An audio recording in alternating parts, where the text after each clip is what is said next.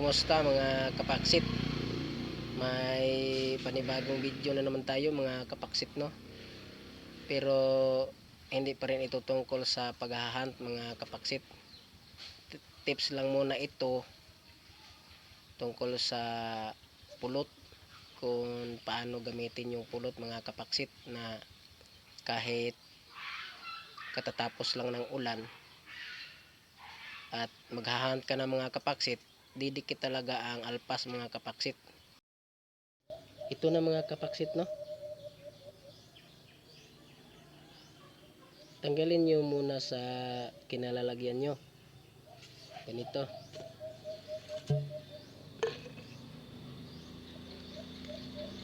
Kukuha kayo ng kutsilyo or kahit anong bagay na pwedeng itanggal sa pulot.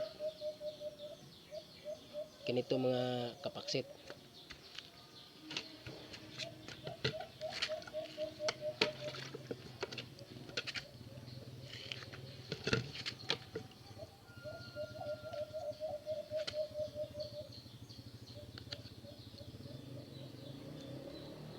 Pag magtanggal kayo mga kapaksit, ganun nyo sa tubig.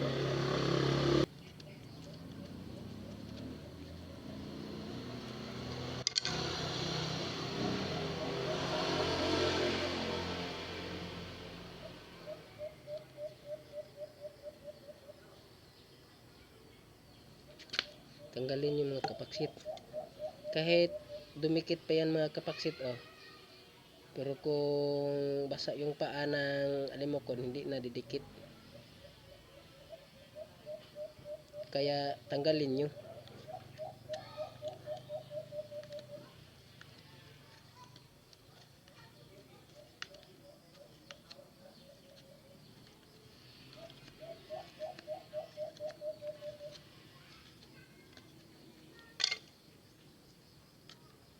Kasi ito mga kapaksit, didikit lang to kapag maarawan.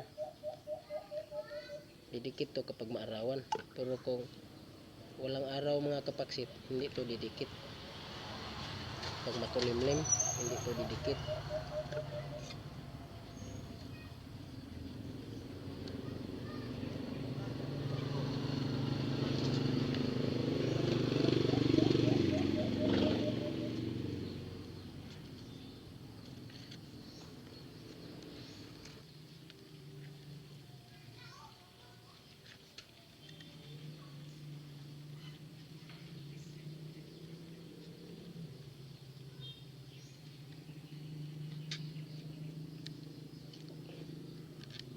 Ganito mga kapaksit.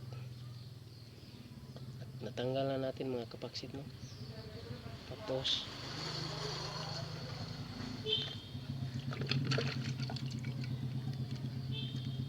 ganunin natin mga kapaksit.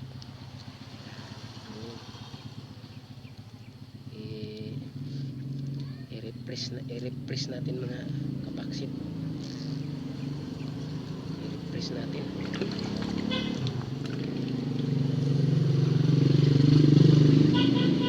Ganun lang mga kapaksit hanggang sa lumambot.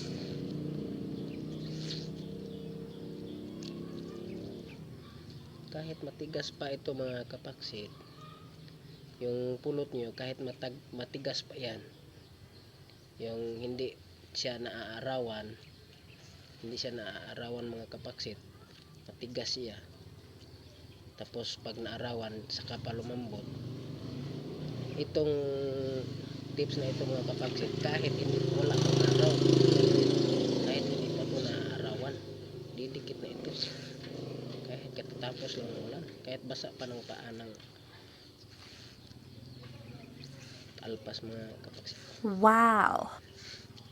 Kasi yung paa ng alpas mga kapaksit, hindi man yan basang-basa talaga, masyado. Ganitong gawin yung mga kapaksit, didikit yan ang alpas. Ito malambot na mga kapaksit. Ano yung mga kapaksit na mamaya kayo mag-hunt, na bago nyo gamitin yung pulot, i-ano nyo muna, i-refresh nyo muna, tapos dikit natin uli.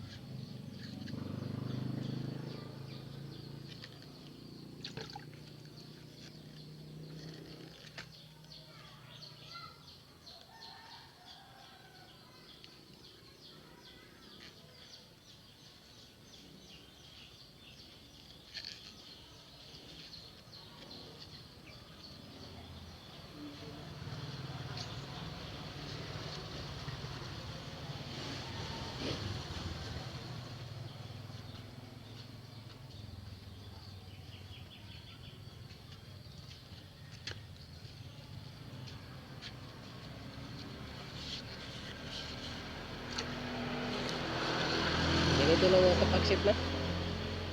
Ganito lang. Pwede na itong i-hunt mga kapaksit. Wow! Lambot na. Salamat sa panonood mga kapaksit.